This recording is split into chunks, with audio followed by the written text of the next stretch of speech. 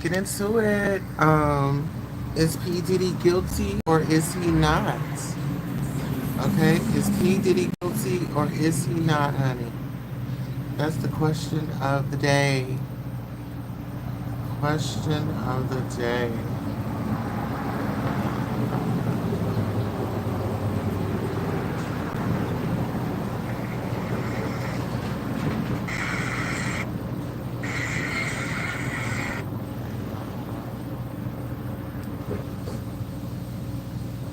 All right, y'all, let's take a listen. That's another possibility. There are so many lawyers who have opinions on this. You should have seen these people. First off, they started RAINN, so they were all trying to run in there anyway. But I had a feeling that that particular jury with Bertha was gonna come to a quick decision. You in the hood now, baby. Guys, we have over 6,000 in the chat. Definitely hit that like button.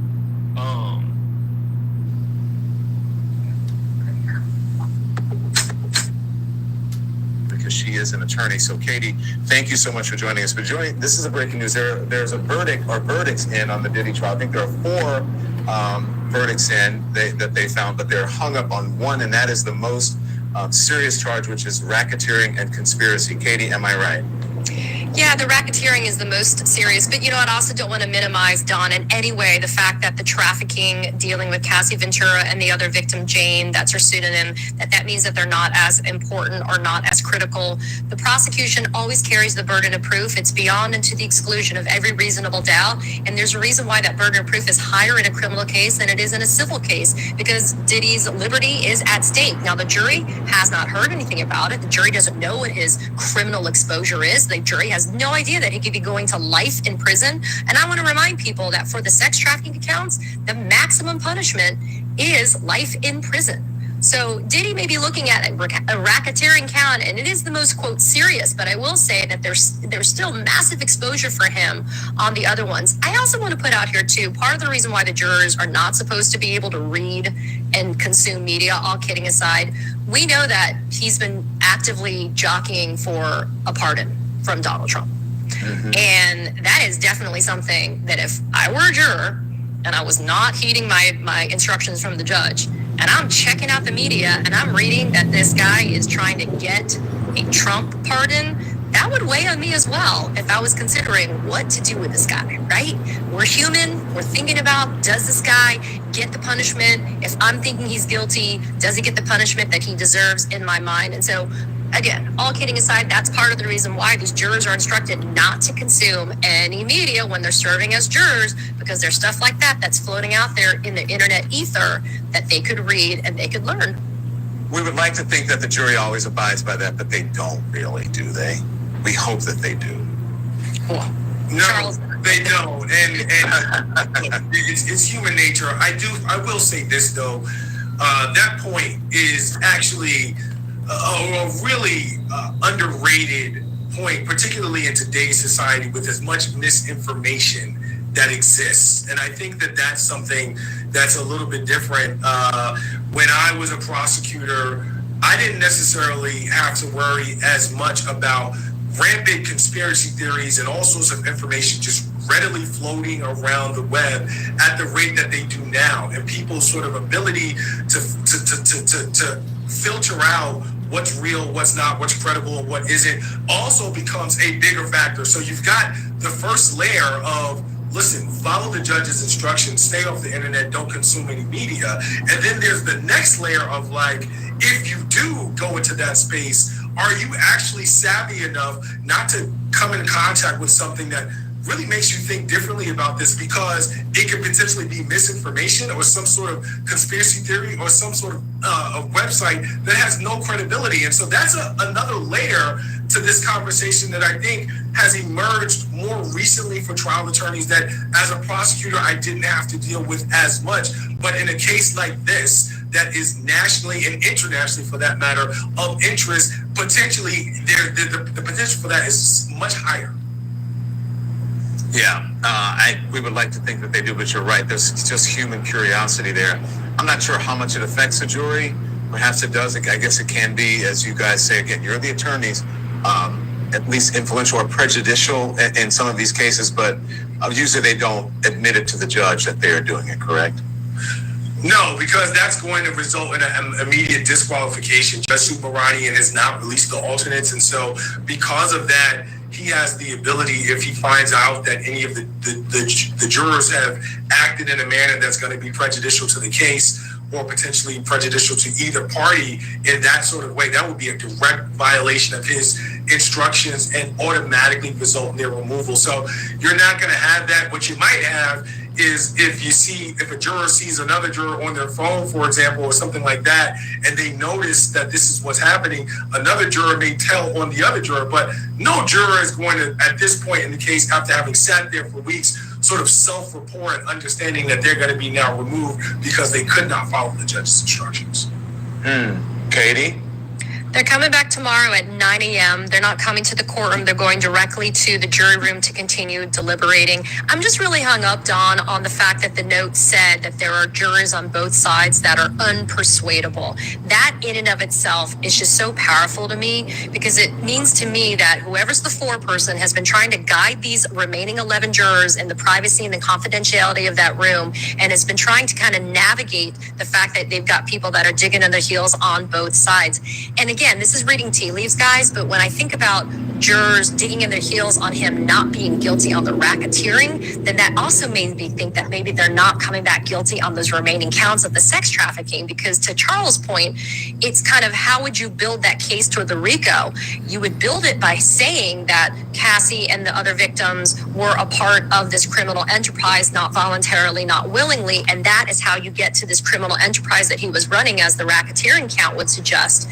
But if you don't find them to be credible, then how could you possibly find him guilty on the racketeering? So I'm struggling with this one a little bit. And again, this is the reason why, we're spitballing here, Dawn. But I will say that if you're Sean Diddy Combs, you've been in custody since last year. So he hasn't been out and about. He's been in custody. He's been awaiting his trial. He does have a pretty impressive defense team that's been doing this case for him. But I always say that the federal government is the biggest law firm in the world. It's the most powerful law firm in the world, is the federal government. And so this has been a battle of power between both sides. But this is the type of case, Dawn, and I know Charles would agree, people go in prejudging this case. Yes. People go in, no matter how impartial they want to be, Dawn, they go in thinking this asshole did it or he didn't do it. Either way, it's very hard. It's almost like you have to back somebody off of position versus convincing them otherwise. And that's just my experience, having tried a lot of cases and having just dealt with jurors and how they look at these cases. I want to ask you guys something. Go ahead, Charles. I'm sorry. No, I think Katie's exactly right. I think that this is the type of case that you don't expect reasonably, if you're an attorney from either side, that the jury does not have an opinion or did not come in with an opinion. Not just that, but the nature of the evidence that was presented in front of them naturally is going to push them in a particular direction, not from a legal standpoint, but just from an emotional standpoint. The testimony here, you had people on the stand crying, you had people on the stand talking about very personal, very intimate things, life-threatening things that an average person would be offended by. And regardless of the instruction or even the arguments that have been made about that testimony, it can't help but to stoke some level of emotion. And so you're just hoping, if you're either side, that whoever is dug in stays there and isn't going to compromise their position away from what it is that you want them to decide, simply for the sake of time or being agreeable if that's not what they believe. But you do have to sort of go into a case like this with the understanding that people are going to have prejudgments and made their minds up before they get to a point that they're willing to talk, willing to consider a different voice, and get swayed potentially to another position. Look, I know that this isn't exact science, nor is it math, but when you have something like this, when they decided on some charges and they can't decide on the other, and the judge says, go back, what does that usually mean? Is that good for the defense, good for the prosecution? I don't know. Because it seems like this jury is saying, look, we can't decide. We're kind of done here. And then they give them one or maybe two last chances, and then it's over. So What usually happens after this? Do they usually go back and decide, Katie, or is it like, they don't? Their minds are usually made up. So again, the note said jurors on both sides are unpersuadable. That could just mean that they got tired at the end of the day, Dawn, and they were like, I don't want to hang out with these people any longer. This is where I am. You're not going to convince me otherwise. So piece the you-know-what out. Don't even try it with me anymore. I mean, they haven't been at this very long, though, right? I mean, think about it. They sat for 6 weeks through all of that testimony, a lot of it being very graphic and very jarring to have to see and hear and experience in real time, right? To the extent that they're hearing it from the victims themselves. And then they're sitting here and they've only been deliberating for 12 hours. And remember, when the notes come in, they stop, they have to get the note answer. I mean, there's a lot of start and stop that happens, Don. So it's not like they've been sitting with their butts in a chair for 12 hours straight. It's been a process for them. I will say this, though. The fact that both sides agreed to a portion of Cassie Ventura's testimony being sent back to the jury room, inclusive of text messages by and between Cassie Ventura and P. Diddy, before and after that Intercontinental Hotel incident in 2016 that was so violent and graphic that was on that video, the fact that both sides agreed for that portion and that transcript to go back could mean that they either wanted to get clarity on whether or not she was telling the truth, or they just wanted to be able to convince someone else in the room, look, it's not just my recollection. This is exactly what she said, and that's the reason why she's telling the truth. I mean, usually, Dawn, what happens is the judge just tells the jurors, you are supposed to rely upon your own independent recollection of what the testimony is. So the read back through the transcript is very interesting. That's unusual, at least for the cases I've tried. Usually the jurors are just told, rely upon what you know. But I don't expect them to deliberate very much longer tomorrow, Dawn. They're going to come back in the morning. I'd be surprised if they even go through lunch. I don't think they're going to take lunch. I think you're going to have a verdict on all of the counts before lunchtime tomorrow. Why do you say that? Because I think that they are more than 90% across the finish line. They have one count left. And I think they know that they could come back with a hung jury on that one count, Dawn, and they can come back with a verdict on those other four, and they've done their duty. And Charles's point from a few minutes ago is so well taken. July 4th is right around the corner. It's only after tomorrow, a day away, one business day away. They're not going to want to come back after the July 4th holiday weekend. They're done. They've been there for 6 weeks. They don't want to come back. Yeah. Interesting. I have been looking behind the scenes and talking and getting some information from our friends over at the TMZ. And as you know, they're usually accurate about these things. And I've been watching Charles and his really crew of attorneys up discussing what will happen and what will not. And they've been offering me some information. I just want to listen to Harvey and team for just a little bit, see if we can gain some information from what they're saying. But again, I'm just warning you, this is behind the scenes. Let's take a listen. Sure. Yeah, you can just go over there and just say clearance. Yeah, you can start here and then you can go over. You can do whatever. Let's do it. Okay. So what they have to mention you if you go over there.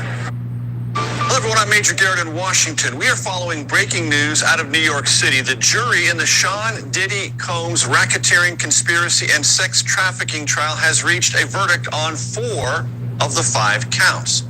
The jury very recently has told the court it is unable to come to a consensus on count 1, that being racketeering conspiracy. I want to bring in our Jerika Duncan, who has been following this case from CBS News from its inception. Jerika, as you well know, this is a high-impact, high-visibility story. Lots of people probably got phone messages alerting them to this news. Reset the clock for those just maybe tuning in. What has transpired in the last hour? In the last hour, we've seen Sean Combs' children arrive in 2 sprinters. They just went inside the federal courthouse there. His mother was there earlier today, and about an hour ago, I remember seeing a couple of the defense attorneys running inside. So it was clear that there was an update. And throughout this, we've been receiving notes. But this particular note read, according to our reporter that's inside, quote, we have reached a verdict on counts 2, 3, 4, 5. Unable on count 1, they said have jurors with unpersuadable opinions. So what are counts 2, 3, 4, and 5? Those have to do with the sex trafficking and transportation for the purpose of prostitution. They involve Cassie Ventura, an ex-girlfriend of Combs, as well as Jane, another person who testified under that pseudonym, also an ex-girlfriend of Sean Combs. That racketeering conspiracy, though, that is the most serious charge, and it's complicated. There are 8 criminal elements. The jurors only have to prove that 2 of them, or feel that 2 of them have been proven in order for him to be found guilty on that racketeering conspiracy, as well as believing that Combs led a criminal enterprise for his sexual desires. So even when you take a look at this verdict sheet, for instance, Major, there's the racketeering conspiracy, and then there's the not guilty, guilty. And under that, each juror would tell us, the public, the court, if they believe, for instance, acts involving kidnapping, that Combs was involved in that, whether that was proved or not proved, or acts involving arson, or acts involving bribery. So we knew that that would be something that these jurors could possibly be deliberating on for quite some time, or in this case, have jurors, according to this note, that have unpersuadable opinions. But what we're hearing again right now, that the jurors have reached a verdict. We don't know what that verdict is, though, on counts 2, 3, 4, and 5. And Jerika, just to get a sense of things, and I know this is evolving literally by the moment, do you have any sense, based on what you've heard from the courtroom, how this will play out this afternoon? Might it continue in tomorrow? Might the judge tell the jury, I want you to try a little harder, spend a little bit more time on count 1? Or is there any expectation we might have the verdicts for those other counts you mentioned actually read out today? It appears the prosecution and the defense would like the jurors to deliberate a little bit longer. Remember, they just got this case yesterday at about 11:40 in the morning. So they haven't been deliberating that long. And the judge appears to be moving in that direction. The last note that I saw said that they were looking at possible proposals, but it does appear that they were moving in the direction of wanting these jurors to deliberate a little bit longer on that count 1 racketeering conspiracy. There is a chance, though, they could stay a little bit longer tonight, because early on, the judge said during his instructions, listen, the court closes at 5, but if you all feel that you want to go a little bit later, let us know, and we might make that accommodation. So perhaps we're in that space of maybe they deliberate a little bit longer. Maybe they deliberate until 7 o'clock this evening. We don't know, but that was always an option that the judge set out during his jury instructions yesterday. Jerika, you've covered this case extensively, and that is putting it mildly. Remind our audience the central arguments made by the prosecutors and the defense counsel representing Sean Diddy Combs. The government essentially said that Sean Combs led a criminal enterprise for his sexual desires, that he tried to cover up crimes, that he was the leader of this criminal enterprise, and that he committed at least 2 that they believe of these elements that are part of the racketeering conspiracy. In fact, I can't even say at least 2. They believe that he committed all of them, but they only need 2 from the jurors, as I mentioned before. The defense, though, in their closing arguments said that there were 2 trials that were going on here. One that had to do with witnesses that they believe were not being truthful, and the other one had to do with evidence. And they asked the court, look at the evidence. Look at what those text messages were from Cassie Ventura, from Jane, where they appeared to be willing participants. But the government reminded the jurors that even if you've seen 100 of those text messages where it looks like they are willing participants, you only need to find one time, for instance, with sex trafficking, that they were forced or there was fraud or coercion. So it's very broad when you look at this case as a whole, and a number of legal experts that I've spoken to have talked about that openly, especially when it comes to racketeering conspiracy. But simply put, the defense said that this was a case that was overcharged, and they thought it had to do more with personal drug use and threesomes, not racketeering, they argued in their closing arguments last week. Jerika, as I mentioned, this is an evolving situation. I want you to please stay with us in case there are any other developments, which I know you will convey to us as soon as they arrive. In the meantime, I want to bring in CBS News legal contributor Caroline Pelosi, who joins me now for some analysis. Caroline, for the audience who may not be accustomed to this process of a partial verdict, is that rare or somewhat common? And in a case like this, to Jerika's last point, for the jury, it seems to come down to, were those involved in any way cooperative, or were they clearly and evidentially coerced into participating in the things that the government alleged Sean Diddy Combs was involved in?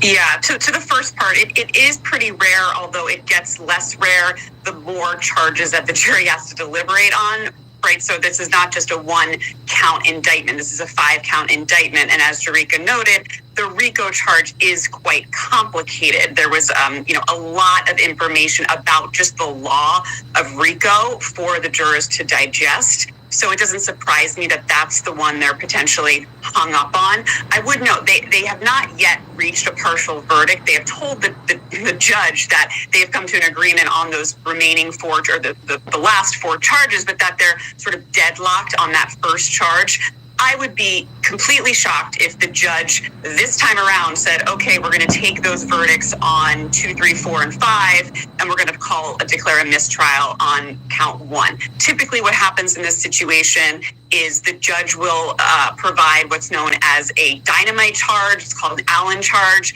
meant to sort of light a fire under the jury to say, go back one more time, do your civic duty, try your hardest, see if you can, amicably come to a conclusion with a robust exchange of ideas. Nobody is saying that, we want to coerce a verdict here, but we want you to talk to each other and think about the evidence and see if you can really, with integrity, come to a unanimous verdict with respect to that first charge. Now, with respect to your second question, it seems, no, they have come to an agreement with the sex trafficking charges and the transportation to engage in prostitution. I would note that both of those charges and all 4 of those charges are predicate crimes to the first RICO charge. And so if they find that he has been, if they find him guilty of 2 of those 4 charges, those are the predicate crimes for RICO. But RICO has this additional element. It's a conspiracy, first of all. So we need another co-conspirator. And remember, the government didn't charge a co-conspirator in this case. They alluded to the co-conspirator being his chief of staff, a rotating cast of bodyguards. But they needed to show that there was an agreement, that the organization knew what it was doing, that it was an enterprise. All right, listen, y'all, we're going to come back here soon. I'm about to go and get myself ready, and then I'm going to bring up a show tonight. I don't know what time, so just kind of stick around. And if you don't make it, just catch the replay. Thank you all for your time. It's time for me to gather myself together.